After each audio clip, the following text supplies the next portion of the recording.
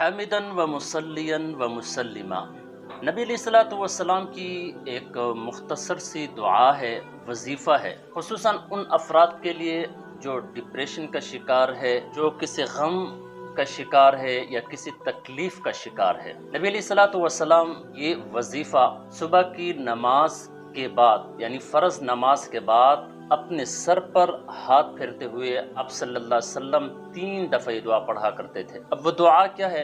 وہ دعا یہ ہے: بسم اللہ اللہم اغفر لی واذہب الہم والحزن والأذى۔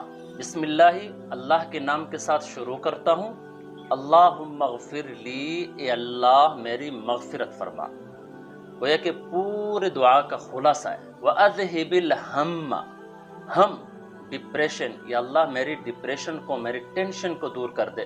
والحزن، حزن غم کو کہا جاتا ہے، یا اللہ میرے غموں کو دور کر دے۔ والاذى، اذى تکالیف کو کہا جاتا ہے، یا اللہ میری جتنی بھی تکالیف ہے، جتنی بھی بیماریاں ہیں، ان سب کو دور کر دے۔ صبح فرض نماز کے بعد ہاتھ سر پہ پھیرتے ہوئے صرف 3 دفعہ اس دعا کو پڑھنی ہے، تو اس کی برکت سے اللہ تبارک و تعالیٰ ٹینشن کو بھی دور کر دے گا اور غموں کو بھی ختم کر دے گا، اور تکالیف جتنی بیماریاں ہیں اللہ تبارک و تعالیٰ ان سے بھی چھٹکارا دے گا۔